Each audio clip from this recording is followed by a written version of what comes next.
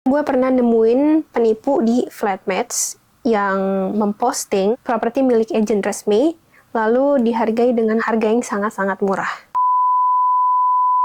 Hi, welcome back to my channel. Dalam episode kali ini, gue akan membahas mengenai akomodasi di Australia, especially di Melbourne, termasuk tips dalam memilih akomodasi, strategi dalam memilih akomodasi tersebut, and yang terakhir, gue akan cerita sedikit pengalaman gue dalam memilih akomodasi tersebut. So, without any further ado, let's just start it.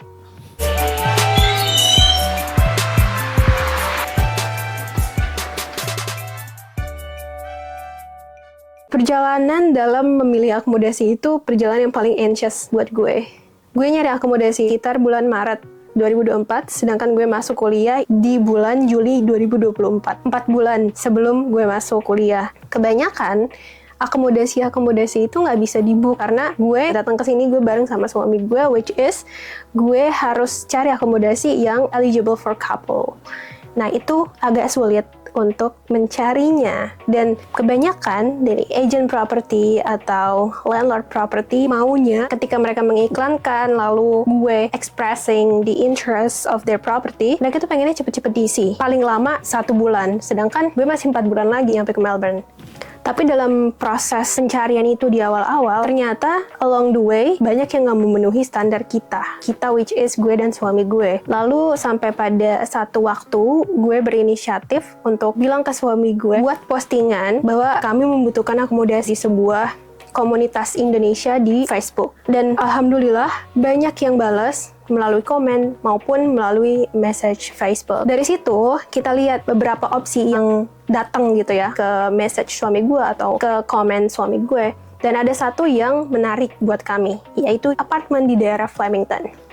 Setelah nanya-nanya mengenai apartemen tersebut, lalu dikasih juga video room tour apartemen tersebut. Dan ini adalah 2 bedroom apartment, yang mana pada saat itu gue hanya ngeren 1 bedroomnya aja, dan kamar mandinya itu sharing. Setelah kita nanya-nanya, kita minta video tour, dan kita juga sempat ngirim orang untuk inspeksi sambil video call. Tapi ada satu momen dimana satu pertanyaan muncul di otak gue. Jadi itu kan 2 bedroom apartment ya, dan gue cuman rent 1 bedroomnya aja, which is bedroom kedua akan diisi sama orang lain. Gue nanya nih ke suami gue, kira-kira kamar kita ada kuncinya apa enggak ya? Dan setelah ditanya lagi ke agent propertinya, ternyata nggak ada kuncinya. Lalu setelah kita tanya apakah bisa install kuncinya, ternyata dijawab enggak juga. Itu jadi pertimbangan yang sangat-sangat berat buat gue. Selain dari sisi gue udah ngirim inspektor, agentnya juga sebenarnya udah ngirim kontrak. Setelah kita pelajarin kontraknya, gue curiga sama satu hal gitu ya. Pemilihan font dari dokumen kontrak tersebut gitu. Di nama perusahaannya tuh kayak font-font tipikal Comic Sans MS. Dan itu nggak menunjukkan profesionalisme sama sekali. Jadi dari situ juga gue agak curiga sebenarnya apakah betul dia agent resmi ataukah landlord ataukah apa sebenarnya. As a matter of fact, tipikal apartemen di sini atau shared house di sini kebanyakan memang nggak ada kuncinya. Tapi sebenarnya kita bisa untuk request install kunci kayak akomodasi gue yang sekarang. Nah, ngomong-ngomong akomodasi yang sekarang, di bulan Juni akhir, gue dapat akomodasi yang alhamdulillah pas menurut kita berdua, yaitu dengan harga 250 per week, kamar mandi di dalam, dan udah bisa untuk couple. Tapi memang minusnya jauh, yaitu sekitar perjalanan 30 menit pakai kereta dari akomodasi gue ke daerah CBD. Sebenarnya gue nggak masalah sih sama hal itu, karena ketika gue dan suami gue S1, kita itu sering banget commute dari Jakarta ke Depok. So it's not a big deal for us, karena jadwal kuliah gue juga nggak begitu banyak dalam 1 minggu, nggak setiap hari. Jadi itu bisa disesuaikan dengan kenyamanan gue. Nah, dari pengalaman tersebut dan juga gue sebenarnya dapat cerita dari beberapa teman gue mau share tips yang bisa kalian apply juga dalam memilih akomodasi.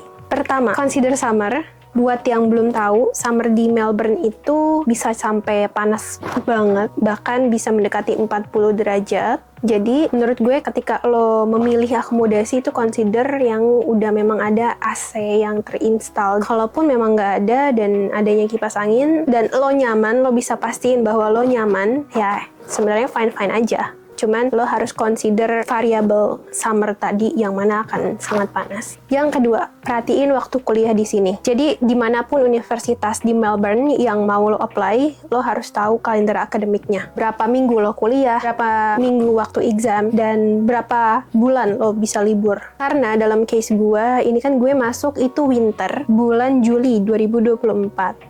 Dan waktu aktif belajar itu cuman sampai 12 minggu, which is hanya sampai sekitar akhir Oktober.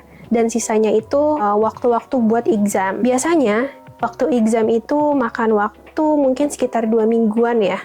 Jadi sekitar pertengahan November, dari November akhir atau Desember awal sampai Februari itu lo libur. Jadi sekitar ada waktu 4 bulan untuk libur.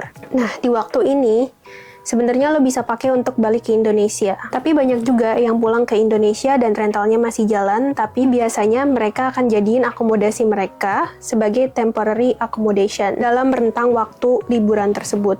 Tapi menurut gue itu resikonya tinggi karena ketika lo nggak ada izin dari agent atau landlord, itu sebenarnya ada konsekuensinya, seperti ini.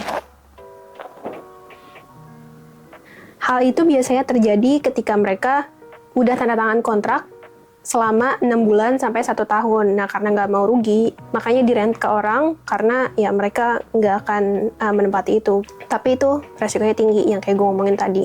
Jadi, perhatikan waktu kontrak accommodation. Kalau bisa, cari akomodasi yang nggak mengharuskan lo untuk tanda tangan kontrak selama 6 bulan atau 1 tahun. Especially kalau lo masuknya itu ketika winter, yang mana lo punya waktu yang sangat panjang untuk liburan. Dan akan berbeda sih kalau misalkan lo punya rencana apa yang mau lo lakukan ketika liburan. Yang ketiga, gabung di komunitas Facebook, WhatsApp, atau Telegram. Di Facebook itu ada komunitas yang namanya Indomel atau The Rock Melbourne. Untuk akomodasi yang sekarang ini nih, gue dapetnya di The Rock Melbourne. Dan enaknya karena transfer list, jadi gue dapet banyak barang-barang dari orang sebelumnya, yang mana orang Indonesia juga. Lalu di WhatsApp, gue sendiri gabung komunitas yang namanya Aisyah Sister Forum, yang mana di dalamnya itu banyak muslimah Indonesia yang berada di Melbourne. Di sana banyak juga informasi mengenai restoran halal di Melbourne. Selain itu juga ada grup pre-love, jadi banyak banget teman-teman yang udah back for good menjual barang-barang mereka dengan harga yang jauh sekali di bawah pasaran, even kalau dibandingin dengan op-shop di luar sana. Lalu hal yang perlu lo hindarin, yang pertama, terlalu terburu-buru dalam memilih akomodasi. Dengan lo terburu-buru, lo akan most likely mendapatkan akomodasi yang nggak sesuai sama ekspektasi lo. Ada baiknya lo rent temporary accommodation sekitar untuk 2 minggu atau 1 bulan sambil lo mencari akomodasi yang pas untuk lo di long term. Yang kedua, jangan tergiur dengan harga yang murah atau terlalu murah.